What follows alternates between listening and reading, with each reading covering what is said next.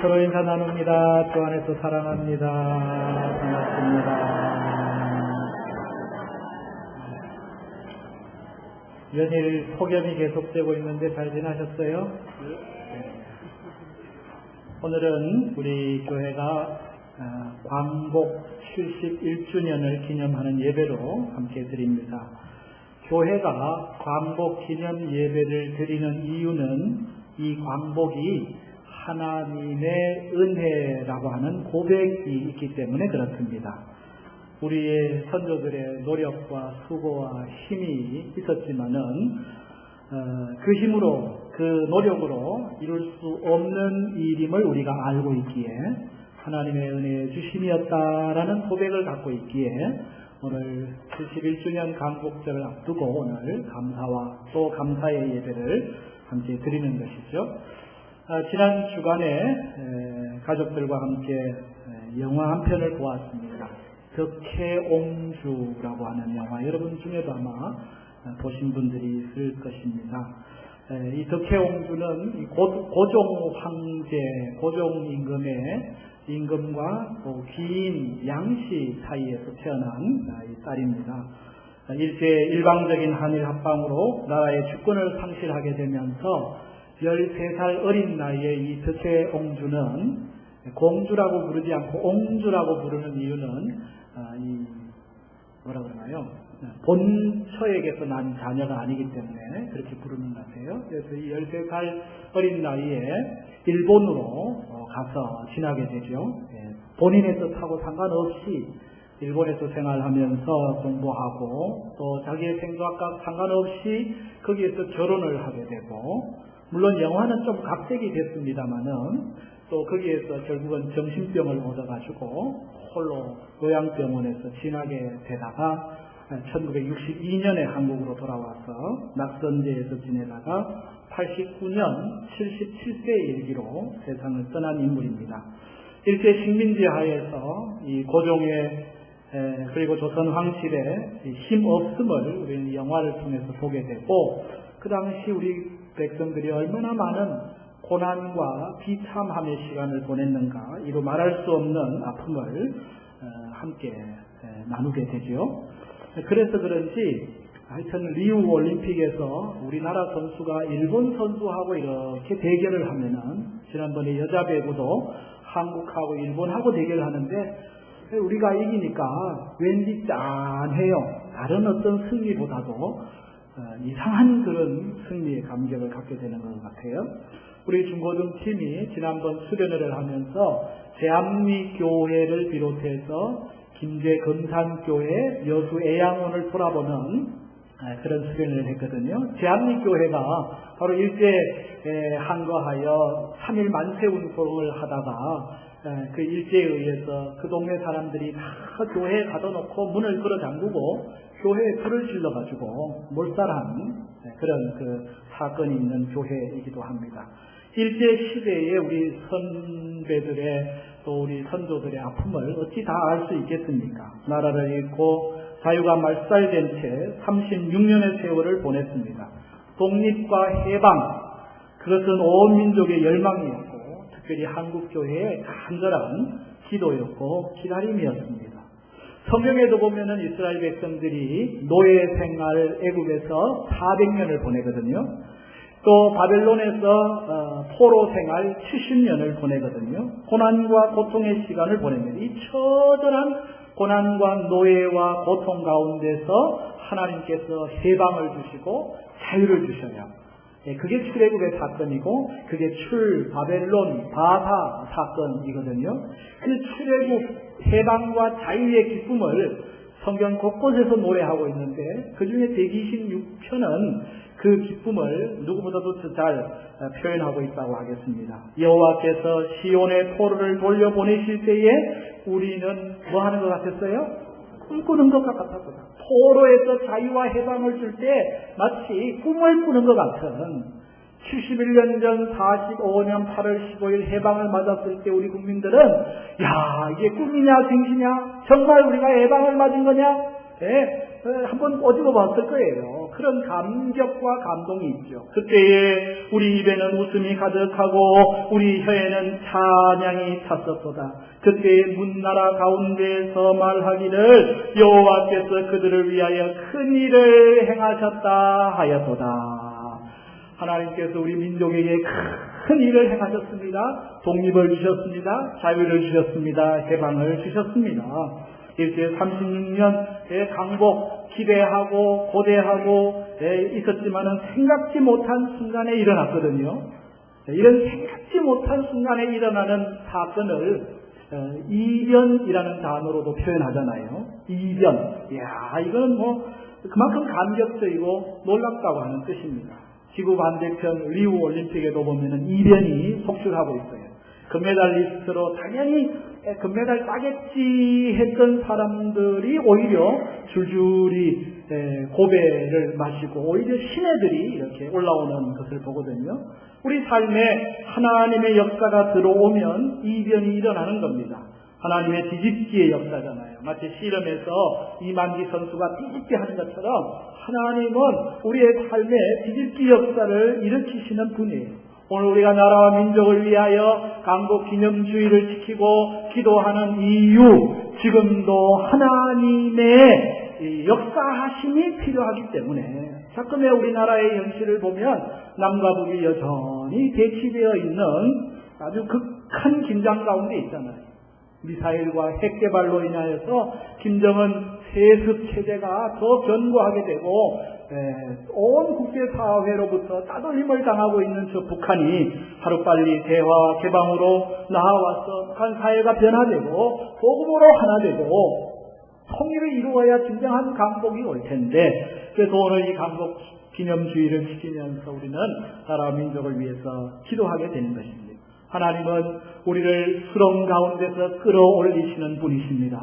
기가 막힐 웅덩이 가운데서도 하나님께서 우리를 새롭게 하시는 분이십니다. 이것은 한 민족의 역사뿐만 아니라 개인의 역사에서도 마찬가지예요. 오늘 본문의 시인은 기가 막힐 수렁과 웅덩이에 빠진 적이 있다고 말을 합니다.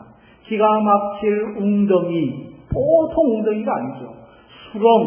수렁이라는 건 뭐예요? 수렁이라고 하는 것은 나오려고 애를 쓰면 쓸수록 발이 더 깊이 빠져들어가는, 도대체가 헤어나올 수 없는 절망의 자리가 바로 수렁입니다. 기가 막힐 웅덩이와 수렁 가운데 있었다고 하는 거죠. 우리 가운데도 이 시인처럼 기가 막힐 웅덩이와 수렁 가운데 계실 분이 있을 거예요. 숨을 쉴 수가 없습니다.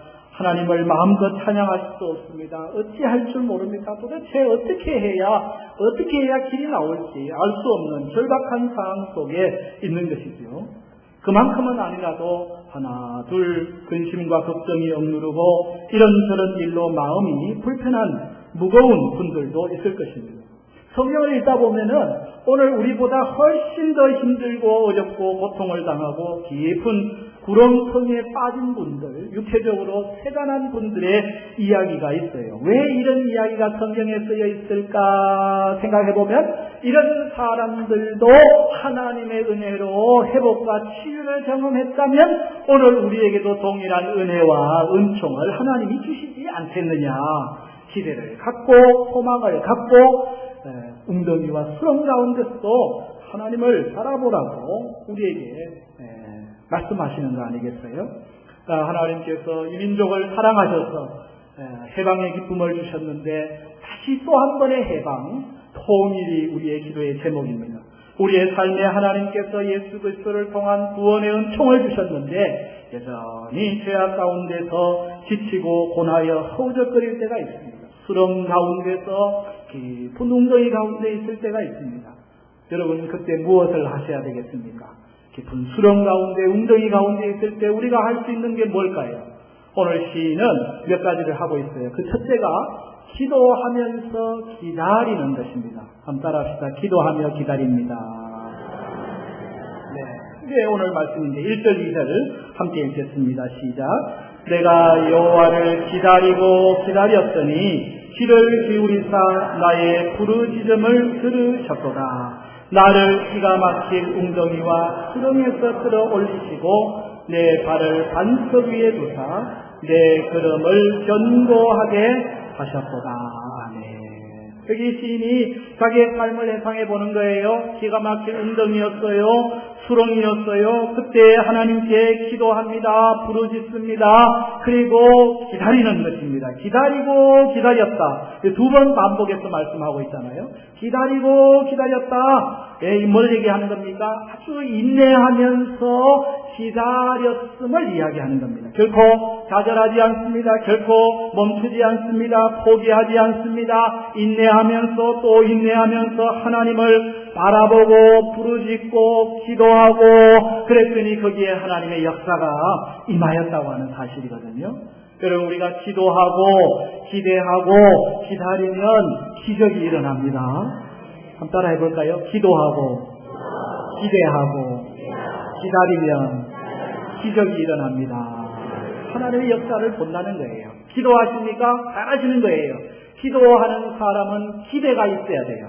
내가 오늘 기도해놓고 기도한 거 다 잊어버리고 가면 안 되죠. 내가 오늘 이 기도한 것 하나님께서 이루실 것에 대한 기대를 갖고 기대하는 마음을 갖는 거예요. 기대하는 마음이 있으니까 잘하는 겁니다. 그런데 기다려야 됩니다. 기다리지 않고 조급하게 왜 안 될까 하고 하는 게 아니에요. 기다리고 기다렸으니 기도하고 기대하면서 기다리는 가운데 있을 때에 하나님은 깊은 웅덩이와 수렁 가운데서 우리를 건지시는 은혜의 역사를 일으키게 되는 것입니다. 기다림이라고 하는 것은 쉬운 게 아니잖아요. 그러나 그 기다림이 우리를 힘들게 하고 때로는 한탄하게 하고 고뇌하게 하지만은 그 기다림은 우리를 강인하게 하고 인내하게 하고 성숙하게 하고 오래 참음을 배우게 하고 기다림을 통해서 경험하는 하나님의 은혜, 대나 더 큰 은총 아니겠어요?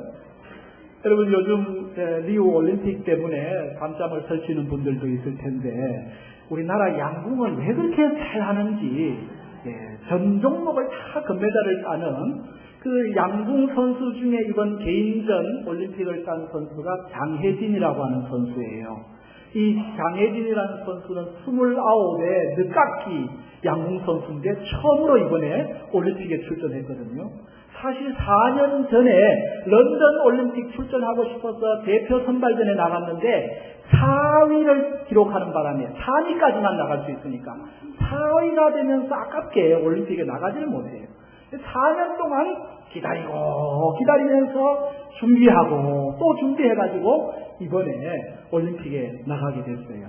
별명이 짱콩이라고 그래요. 왜 짱콩이냐 그랬더니 땅콩처럼 작은데 짱이라 그래가지고 짱콩이라고 불리는데 이 장혜진 선수가 정말 기다리고 기도하면서 이번에 금메달 2개를 따는 이 역패를 했잖아요. 그가 딱 금메달이 확정되는 순간 요 장면입니다. 기도하는 장면. 하나님 감사합니다. 어저께 기도 공부해 보니까 태릉 선수촌 목사님이 태릉 선수촌에서 믿음생활 잘하는 분들, 우리 기독 신앙의 선수들을 쭉 나열했더라고요. 그 중에 이 장혜진 선수가 포함이 되어 있습니다. 예배의 자리에서, 기도의 자리에서 하나님을 바라보면서 29이 될 때까지 이 올림픽 한번 못 나간, 그러나 기대하고 기다리고 결국 메달 따고 난 다음에 첫 소감 딱 마이크를 대니까 모든 영광을 하나님께 돌립니다. 그냥 마음에서 나오는 거예요. 정말 하나님께 기도하면서 여기까지 왔는데 이 은혜를 받고 보니 찬양을 드리지 않을 수가 없었던 것입니다. 오늘 우리 그리스도인들의 기다림은 막연한 기다림이 아니에요. 우리는 살아계신 하나님을 향한 기다림입니다. 하나님이 오늘 우리의 삶 가운데서 역사하실 것에 대한 그런 간절한 믿음을 갖고 기다리는 기다림이에요. 그 기다림이 결국 오늘 우리 삶 가운데서 내 삶의 사건을 하나님의 사건으로 바꾸어 놓는 역사가 일어나게 하는 거거든요. 놀랍게도 우리가 하나님을 기다리는 것보다 하나님이 우리를 기다리시는 것이 훨씬 더 크다라고 하는 사실입니다. 하나님은 기다리고 기다리시는 분, 성경을 우리가 여러 가지로 표현할 수 있지만은 하나님의 기다림의 역사라고 말할 수가 있습니다. 아담이 범죄한 후부터 요한계시록까지 아담아 하나님이 범죄한 아담이 돌아오기를 기다리시는 그때부터 탕자가 집 나가가지고 언제나 올까나 하고 아버지가 기다리는 그 마음, 그게 아버지 마음이거든요. 하나님은 지금까지 우리를 기다려주셨어요. 만약 하나님이 우리를 기다려주지 않으셨다면 저나 여러분이나 하나님 앞에 설 수 있는 자격이 없습니다. 그런 점에서 목회도 기다림이고 교육도 기다림이고 만남도 기다림이고 기다림이 있는 그곳에 성숙을 경험하고요, 변화를 경험하고요, 성장을 경험하는 복이 있습니다. 어떤 분들은 기다리지를 못해요. 여러분 자녀들을 기다려줘야 되고요, 너와 나의 관계에 있어서 기다려줄 수 있어야 돼요. 하나님이 우리를 얼마나 기다려주셨습니까? 그 기다림을 우리가 갖는 이유는 하나님이 우리를 기다려주셨고 기다리는 자에게 하나님은 응답하시는 분인 걸 우리가 깨닫기 때문에 기도하고 기대하고 기다리면 하나님의 역사가 임하게 될 줄로 믿습니다. 오늘 시인은 기가 막힌 웅덩이 가운데 수렁 가운데서 그가 할 수 있는 것은 하나님께 부르짖는 것밖에 없어요. 부르짖고 또 부르짖고 그리고 할 수 있는 게 뭐예요? 기다리는 거죠. 하나님이 은혜 주시도록 역사하시도록 기다릴 때 하나님께서 포기하지 않고 하나님께 매달리고 계속 서 있는 자에게 주시는 끌어올리시는 은혜를 더하게 하신 줄로 믿습니다. 그리고 이 시인이 한 게 있어요. 그것은 어제의 은혜를 기억하는 것입니다.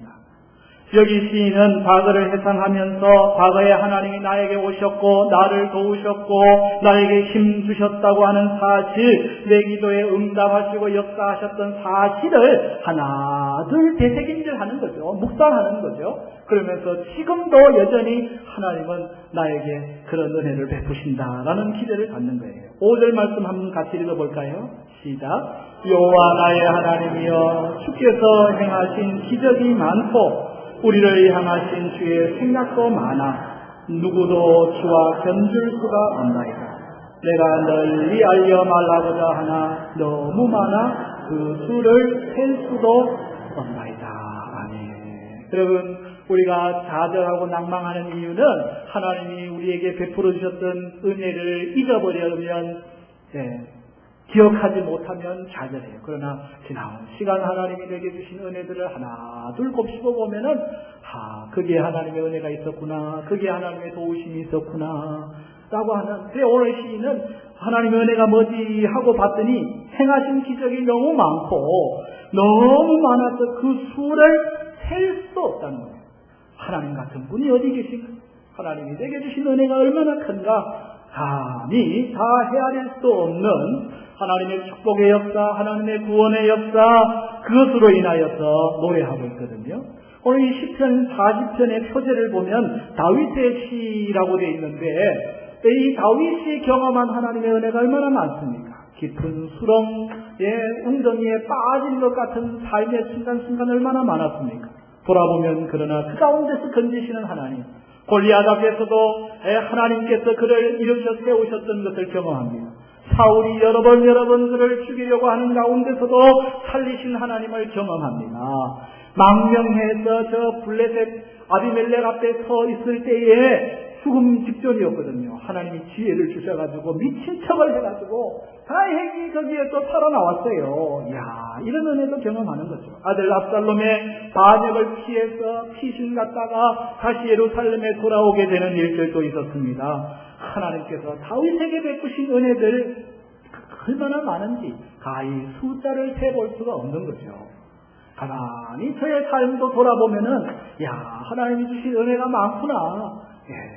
구원받게 하시고 하나님 자녀 되게 하시고 목사 되게 하시고 복음을 사역자가 되게 하신 것도 감사하고 삶의 순간 던져주신 사건들, 제가 어릴 때 보면은요, 시골에서 경기가 막 나왔을 때 어린 마음에 경기 한번 타고 싶은데 마침 그 동네 형이 타라는 거예요.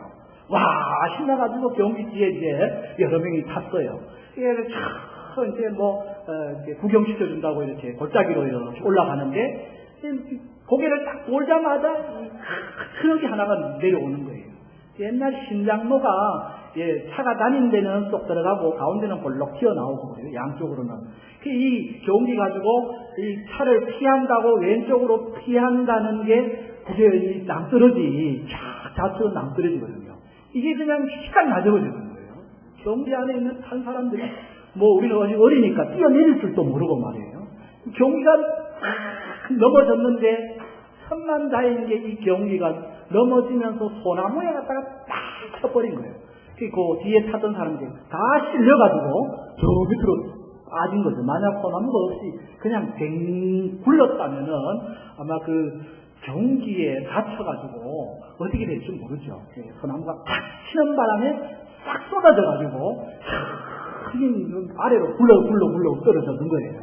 그때 제가 기억나는 거는 새로 고무신을 하나 다 신었는데 발에 보니까 고무신이 없어. 그래가지고 내 새로 산 고무신 그 형이 저 고무신 찾아가지고 나를 이렇게 신겨줬던 기억이 나요. 그때는 잘 몰랐는데 나중에 이제 같이 옛날 얘기하다가 보니까 그때 죽는 거였어. 진짜 그 낭떠러지에 그 소나무에 안 빠뜨렸다면은 우리 다 죽은 거지. 하나님의 은혜였지. 하나님의 은혜였어.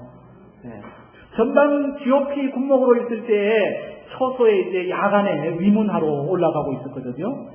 GOP 양쪽으로는 지대지대라고 되어 있는 그 언덕을 올라가는데 이 차가 운전병이 일단에 대우 넣고 올라가야 되는 길을 처음 가니까 잘 모르고 2단 기어 넣고 올라가다가 이게 완전히 오르막이니까 1단 기어 변속하는 순간 차가 뒤로 밀리는 거예요. 제가 브레이크 그랬더니 운전병이 안 좋습니다 브레이크 긴급하게 차가 막 뒤로 쏠리는데 방법이 없어요. 그런데 이 차가 다행히 왼쪽으로 낭떠러지도록 안 떨어지고 오른쪽 언덕을 친 거예요. 뒷바퀴가 언덕을 치면서 차가 전복이 됐는데 90도로 전복이 된 거죠. 내려다 보니까 운전병이 있고 문을 이렇게 열고 나와 보니까 바퀴 4개가 전부 다 댕글댕글 돌고 있고 뒷문을 열어가지고 병사 하나 군종병을 꺼냈더니 목사님 제가 올라오면서 멀미를 해가지고 내가 멀미를 왜 이렇게 심하게 하지? 차가 구른 줄도 모르고 근데 보니까 3명이 다 안 다쳤어요. 다행이다 하고는 이제 전방 소초로 이제 걸어 올라가는 거죠. 이 상황을 전파해야 되니까 올라가다 보니까 이야 또 한 번 감사한 게 길바닥이 전부 얼음바닥이 다 된 거예요. 여기 이 높은 데 올라와가지고 차가 굴렀다면 미끄러졌다면은 우리는 진짜 뼈도 못 추릴 뻔했다. 밑에서 구른 게 천만다행이다. 감사합니다. 그날 밤에 제가 그 전방에서 내려가지를 못했거든요. 저희 집사람으로 부대가 전화를 했어요. 목사님 오늘 큰일 날 뻔하셨습니다. 전방에서 차가 전복이 돼가지고 돌아가실 뻔하다가 돌아왔습니다. 그날 밤에 저희 집사람이 한숨 잠을 못 잤다고요. 하나님의 은혜가 이렇게 순간순간 돌아보면은 얼마나 많은지 여러분도 아마 경험한 순간순간 은혜들이 얼마나 많겠어요. 기가 막힐 웅덩이와 수렁 가운데서 건지신 하나님, 우리 민족을 이렇게 해방 주시고 자유 주시고 오늘 우리가 자유롭게 예배하고 찬양하고 하나님을 섬길 수 있다는 거 생각하면은 얼마나 감사한 일인지. 오늘 다윗은 자신이 복받은 사람이라고 얘기하면서 하나님을 의지하는 것밖에 없다는 거예요. 깊은 수렁과 웅덩이 가운데서 지나온 나의 하나님의 은혜 주신 것들을 세어보면서 나는 하나님만 의지합니다. 나는 하나님만 의지합니다. 사람들 의지하지 않습니다. 교만한 사람들, 거짓에 치우치는 사람들, 이런 사람들 곁에 내가 서지 않습니다. 4절 말씀에 그렇게 고백합니다. 여호와를 의지하고 교만한 자와 거짓에 치우치는 자를 돌아보지 아니하는 자는 복이 있도다. 비록 지금은 기가 막힐 웅덩이와 수렁이지만 여전히 하나님을 의지하고 우왕좌왕하지 아니하고 늘 베풀어 주신 하나님의 은혜를 기억하는 거죠. 지금까지 지내온 것 주의 크신 은혜라 한이 없는 주의 사랑 어찌 이루 말하랴. 여러분 고난 가운데 슬픔 가운데 있습니까? 지나온 날 하나님이 주셨던 은혜들을 기억하고 또 그 은혜 주실 것을 믿음으로 바라보면서 승리하시기를 축복합니다. 오늘 여기 시편 기자가 한 가지 더 하는 게 있어요. 그건 수렁 가운데서도 찬양을 하나님께 올려드리는 것입니다. 3절 말씀이죠. 같이 읽겠습니다. 시작. 새 노래 곧 우리 하나님께 올릴 찬송을 내 입에 두셨으니 많은 사람이 보고 두려워하여 여호와를 의지하리로다. 아멘. 그렇습니다. 하나님께 올릴 찬송 새 노래가 여전히 있습니다. 고난 가운데서도 환난 가운데서도 찬송하는 것이죠. 마치 바울과 실라가 빌립보 감옥에 있으면서도 하나님을 찬송할 때 빌립보 감옥의 문이 열려진 것처럼 우리 믿음의 선조들이 그 신앙의 박해를 받으면서도 여전히 찬송하고 또 찬송하고 하나님을 찬송하는 가운데 하나님께서 그 어려움과 시련 가운데서도 이기게 하셨던 것을 보거든요. 힘들고 어려울 때일수록 여러분 찬송하기를 축복합니다. 하나님을 향한 찬송은 우리 안에 두려움을 몰아냅니다. 염려를 몰아냅니다. 근심을 몰아냅니다. 불안을 떠나가게 합니다. 제 어머님은 힘들 때마다 찬송하시더라고요. 제 귀에 늘 들리는 찬송.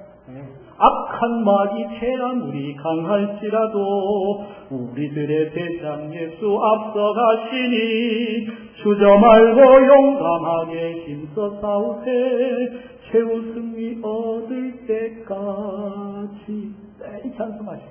어려운 일 당할 때 나의 믿음 적으나 의지하는 내 주를 더욱 의지합니다. 세월 지나갈수록 의지할 것뿐일 때 무슨 일 당해도 예수 의지합니다. 찬송이 우리의 힘이 되거든요. 여러분 힘들 때 하나님을 더 크게 찬송하시기 바랍니다. 하나님의 영광을 받으십니다. 여러분의 찬송 소리가 여러분의 귀에 들리도록 그러면 우리 안에 불안과 근심, 걱정이 사라지는 거예요. 여러분의 찬송 소리가 여러분의 남편과 아내와 자녀들에게 들리도록 여러분의 찬송 소리가 우리를 짓누르고 힘들게 만드는 악한 마귀 사단에게 들리도록 찬송할 때 그 찬송 소리가 능력이 되는 것입니다. 새 노래로 찬송하라. 여러분 새 노래는 새로운 곡자와 새로운 가사만 새 노래가 아니에요.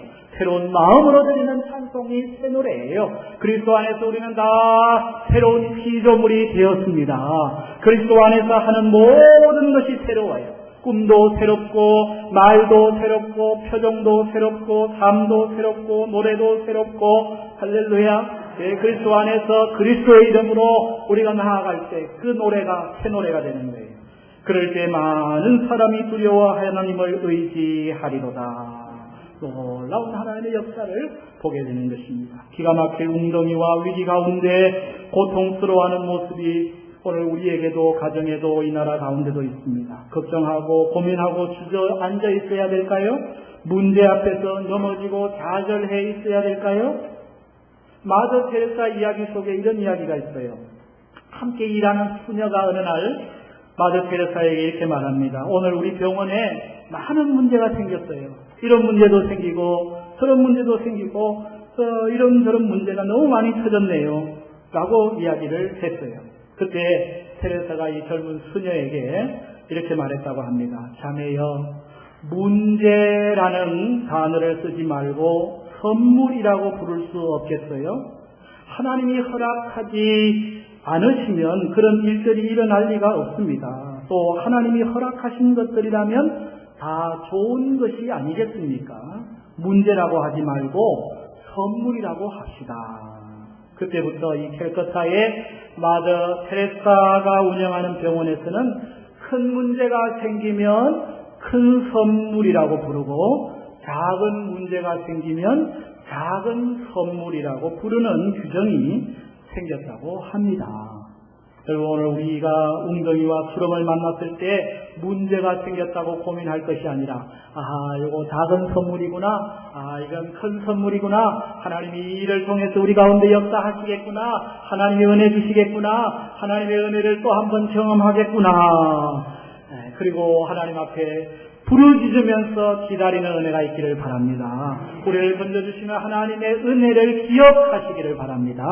찬송하면서 나아가십시오. 그러면 오늘 이 시인이 경험한 것 같은 깊은 수렁 가운데서, 웅덩이 가운데서 끌어올리시는 하나님의 은혜를 경험하게 될 줄로 믿습니다. 오늘 이 시간 우리 함께 통성으로 기도하고 싶습니다.